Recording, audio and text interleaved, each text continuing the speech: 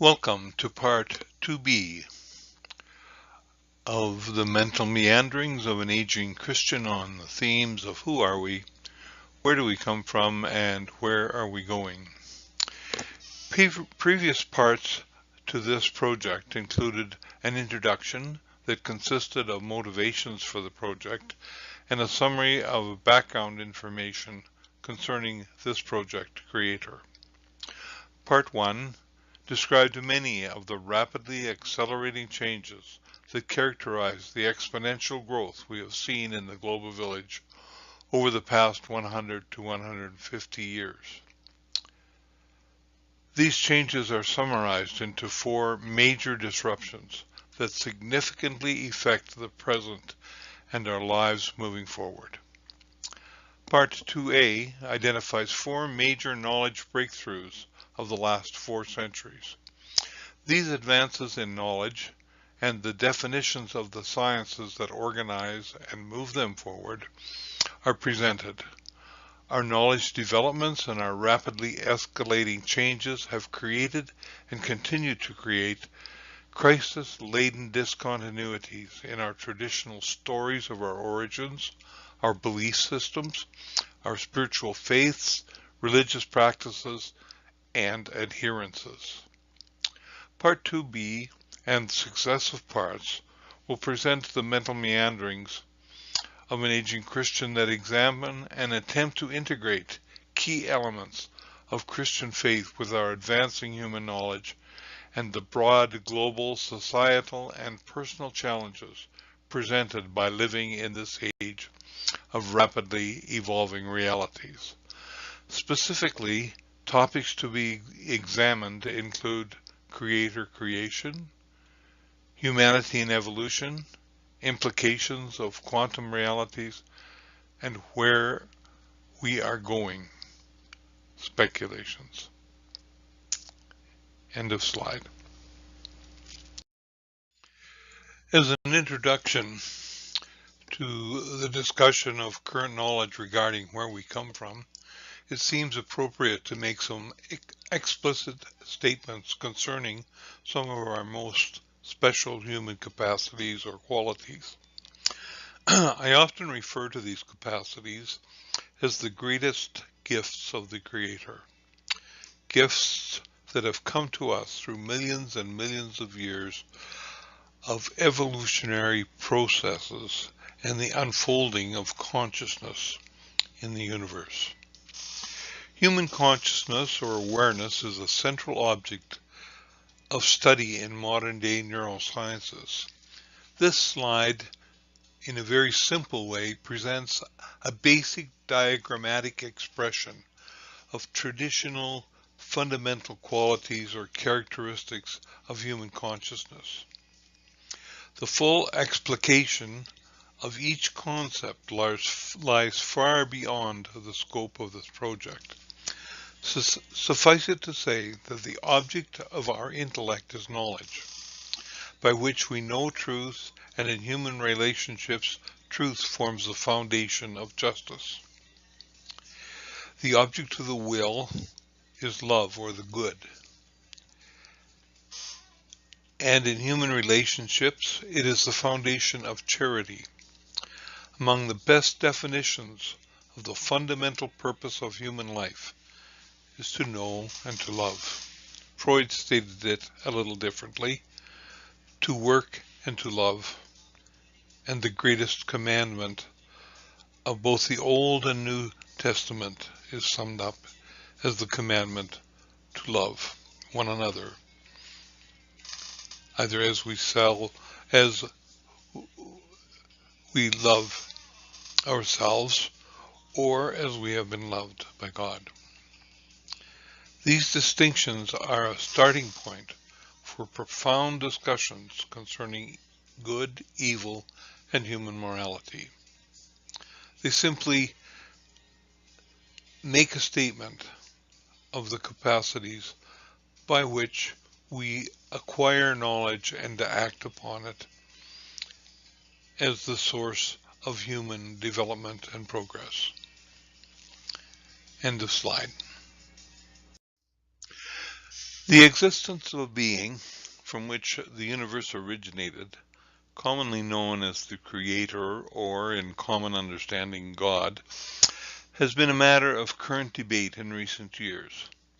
While not wishing to enter this debate, for those who prefer the position that there is no Creator God, the following quote from Terence McKenna provides an entry point for the use of science in understanding the universe. He says, "Give us one miracle, and we will explain the rest." The position is understood and expressed in this project concerning the existence of a Creator God rests on the following: the 5 proofs of God's existence from the 13th century theologian and philosopher Thomas Aquinas,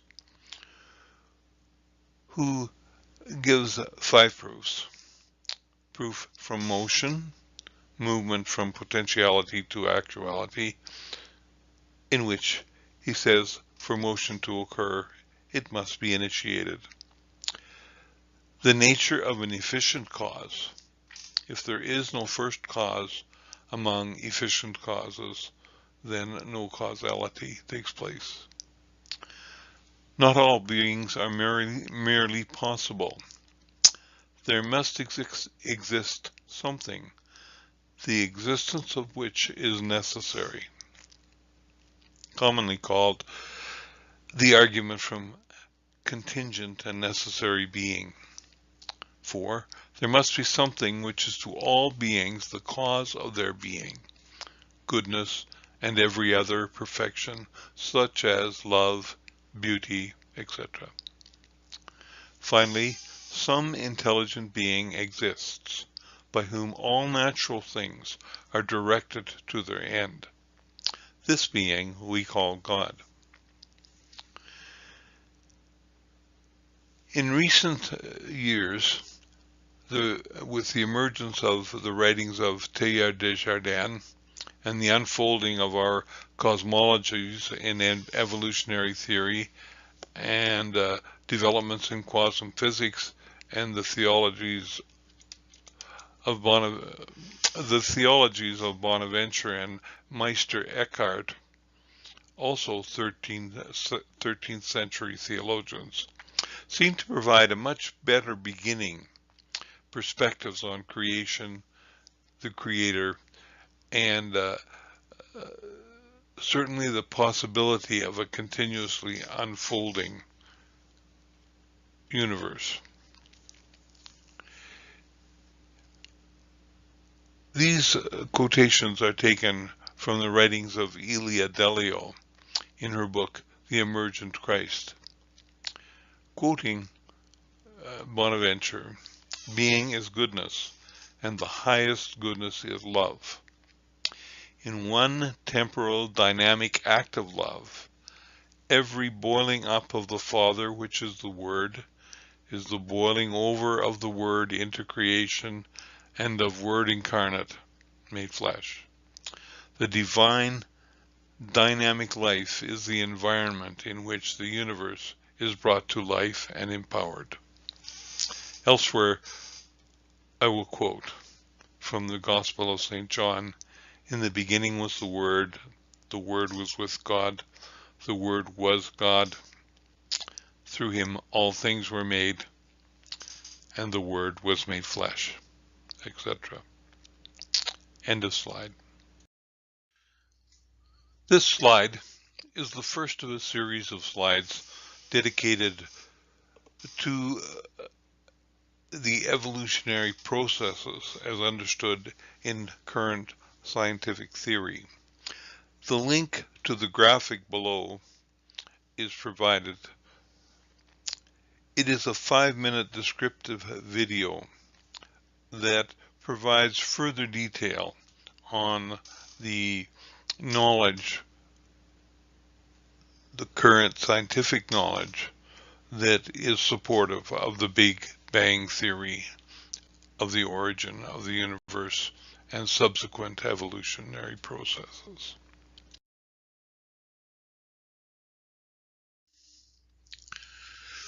slides that follow will give a more detailed explanation of the time involved since the Big Bang. This slide is simply a metaphor of the Encyclopedia of Life. That if the Encyclopedia of Life consisted of 30 volumes, each volume having 450 pages, and each page representing approximately 1 million years, then Volume 1 would contain the beginning with the Big Bang. The coming into existence of the Earth would take place in Volume 21. Volume 22 would feature life. 29, the Cambrian period. Volume 30, dinosaurs are extinct by page 385. By volume 30, mammals appear at approximately page 390. And in volume 30, on the last page, the last lines, we have the appearance of human beings. So this shows that the existence of humans, according to evolutionary timelines, is very, very late in the process. 13.7 billion years. And we exist at the very end of that process, perhaps certainly within the last several hundred million. An additional graphic in this slide has a statement by Neil deGrasse Tyson. It is important to realize that the whole understandings of quantum physics and the integration of Einstein's theories demonstrate the origins of the universe as matter, etc., as following the same timelines. And deGrasse simply comments, we have a genetic kinship with all life on Earth, an atomic kinship to all matter in the cosmos.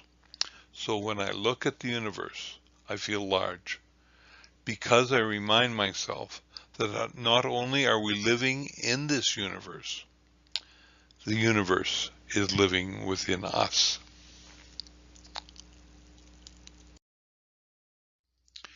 This slide makes a definitive statement. Evolution is not just background to the human story. Evolution is the human story. The graphic of DNA is in fact the present state of humanity as it's evolved and its DNA has evolved through the various forms, life forms that have emerged within the universe. This human story is now contrasted with the human story of origins that come from all the peoples of the world, and in particular from the Christian story of creation. There is thus the serious need to reconstruct and to re-understand the biblical stories of our creation in the context of the use of intellect and understanding on the part of humans in their pursuit of knowledge and truth, and most of all, the more accurate understanding of this human story is dictated now to us by the capacities given to us by the Creator God.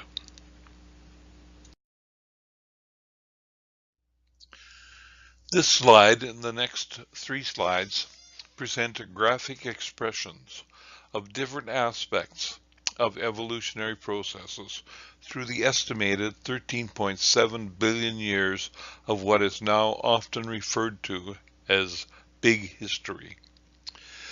This slide presents the evolution of the universe through time, tracing the emergence of the first atoms through to the formation of the first galaxies and stars, and then continuing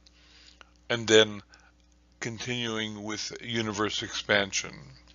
Formation of the Earth is estimated at about 9 billion years, life on Earth at 10 billion, present day at 13.7 billion years, and the end of life projected at 20 billion.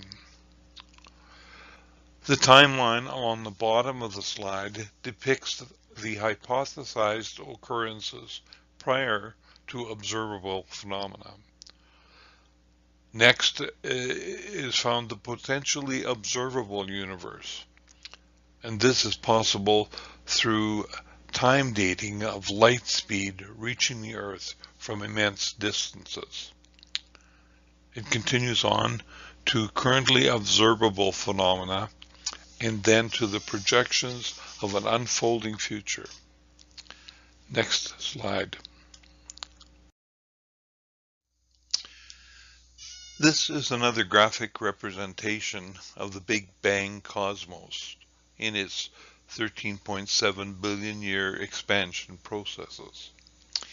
Even in its simplicity, the picture serves as a reminder of the complexity of the evolutionary processes, the multitude of knowledge disciplines that come together to allow even these beginning scientific formulations concerning the unfolding of the creation we call the universe. Next slide. Continuing the same theme, this graphic emphasizes the emerging complexities of the expanding universe from particulate particles through emergence of galaxies and stellar constellations on to the billions of planetary expressions, one of which is our Earth. The emergence of chemical structures onto biological life constructs into the present ages on Earth, which document the emergence of conscious life, awareness, reflection capacities, and the formation of life cultures from those in the simplest animal forms to the reason, free will determined cultural or societal expressions of the present. Next slide. The second letter of Peter, chapter 3, verse 8, as found in the New Testament, states, "But do not overlook this one fact, beloved, that with the Lord, one day is as 1,000 years, and 1,000 years as one day." This life timeline provides graphic representations of the emergence of life. Critical to this timeline is a reminder that as the life-containing complexity of the biological structures evolved, a correlative evolving phenomenon from what might be termed beginning primitive consciousness progressively paralleled the emergence of physical biological complexity. Indeed, they are currently viewed as the emergence of unitary wholeness as existing in living entities. This is by way of contrast from centuries of theological and biblical thinking. Next slide. Dr. Ilia Delio, in her previously mentioned 2017 St. Mary's University lecture, asks, "What then does it mean to live in evolution?" It appears to mean that we have evolved to this point. We are continuing in the evolutionary process. processes that are embedded in the very nature of the universe. In other words, we are unfinished. We are at once being created and now, through the uses of rapidly expanding knowledge and technical abilities, being created and indeed creating. It would appear that life emerges toward continuing future newness, that there is an irreversibility of time, and that within the expanding universe, life evolves by continuing creative power. These thoughts are momentous in their meaning and impact. They have great consequences as we struggle to unravel the who are we and the where are we going challenges to ourselves and to humanity. Next slide. Here we have some continuing thoughts, opportunities for pause and reflection. With the Big Bang and 13.7 billion years of evolution, the statements on this slide bring insights not only into where we come from, but who we are. We are evolution becoming conscious of itself. With the human mind, consciousness reflects on matter. This latter statement is indeed modest. The human mind, through hundreds of disciplinary approaches, is plunging deeply into what we call the nature of matter, perhaps better described as the stuff of the universe, and indeed into the universe itself. Based on these activities and from a micro-human perspective on this small grain of sand-sized planet we call Earth, in relation to the universe itself, it becomes a rather bold statement to say the human person holds a frontier position in evolution. Next slide.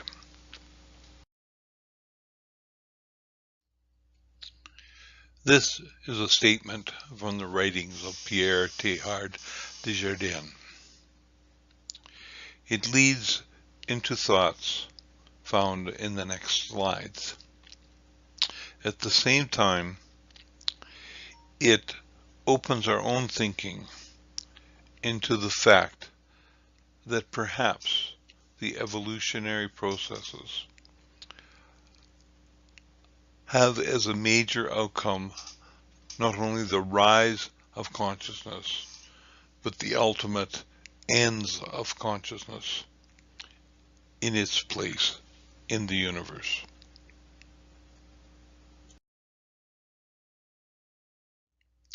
Further elaborating these thoughts are these statements. If consciousness is a part of cosmos, then mind may be an emergent process. Mind is the realm where synthesizing activity occurs.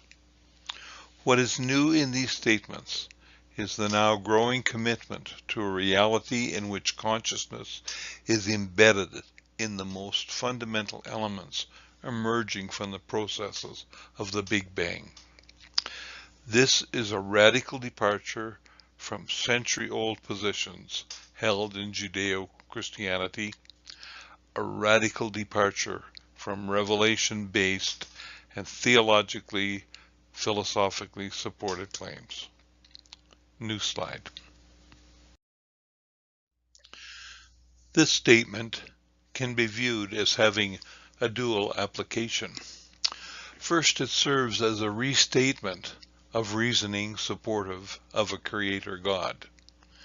If mind is an elementary ingredient of Big Bang stuff, one can presume that behind the dynamic explosion of created reality lies the immensity of creator God mindfulness, intellect, as expressed in divine will, love. Let there be light. Mind no longer appears as an accidental intruder into the realm of matter. We are beginning to suspect that we ought to rather hail it as creator and governor of the realm of matter. The quantum phenomena make it possible to propose that the background of the universe is mind-like.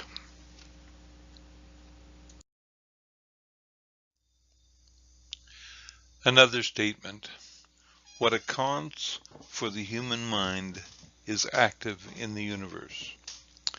The graphic is its own message. The human mind, as active in the universe, itself is globally active in unfolding the knowledge foundations of the universe, while at the same time is the subject and object of neuroscientific, psychological, and human relations exploration into its very nature and functions. Next slide. As a conclusion to part 2b of the mental meanderings of an aging Christian, this part has focused on the processes of evolution, knowledge and theory, as the basis of answers to the questions, where do we come from? Some thoughts concerning who we are, and some beginning openings to the question, where are we going, are also alluded to. In Part 2c, we will give consideration to knowledge and theory elements derived from the quantum sciences and viewed as central to the questions of this project. This is the end of Part 2b.